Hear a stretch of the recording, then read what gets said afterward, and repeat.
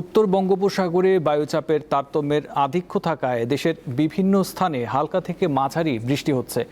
আকাশ মেঘাচ্ছন্ন রয়েছে। এই অবস্থায় পটুয়াখালীর পায়রা বন্দর সহ সব সমুদ্র বন্দরে ৩ নম্বর সতর্কতা সংকেত জারি করেছে আবহাওয়া অফিস। আর খুলনা, পটুয়াখালী ও বরিশাল নদী বন্দরে ১ নম্বর সতর্কতা সংকেত এবং ঢাকা, নোয়াখালী, ময়মনসিংহ, সিলেট, কুমিল্লা, চট্টগ্রাম ও কক্সবাজারে নদী বন্দরের ২ নম্বর সতর্কতা সংকেত জারি করা হয়েছে।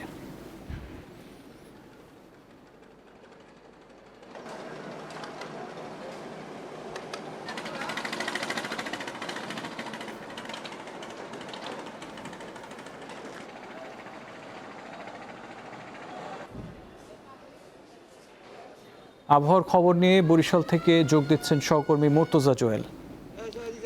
জুয়েল, বরিশালে এই মুহূর্তে আবহাওয়া কেমন দেখছেন, আর নৌ চলাচল স্বাভাবিক রয়েছে কি আমাদের জানাবেন।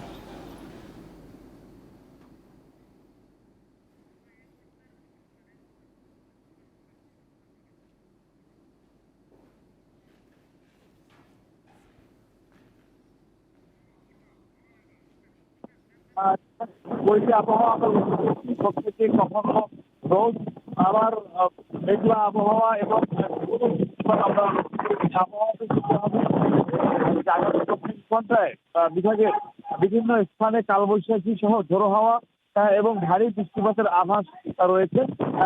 গত দুদিন ধরেই কিন্তু এরকম আবহাওয়া এখানে পরিলক্ষিত হলেও উল্লেখযোগ্য বৃষ্টিপাত হয়।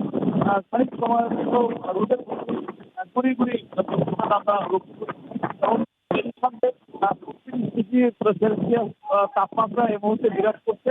আবহাওয়া অধিদপ্তরের উচ্চ পর্যবেক্ষক আনিসুর রহমান আমাকে বলেছেন আগে যে তাপমাত্রা কম থাকলেও বাতাসে আর্দ্রতার পরিমাণ বেশি কিনা, কিন্তু গরম অনুভূত হচ্ছে এবং এই অবস্থা এই আগামী সপ্তাহব্যাপী চলবে। তবে এর মধ্যে বৃষ্টিপাত হলে আবহাওয়া এবং তাপমাত্রা কিছুটা কমে আসবে।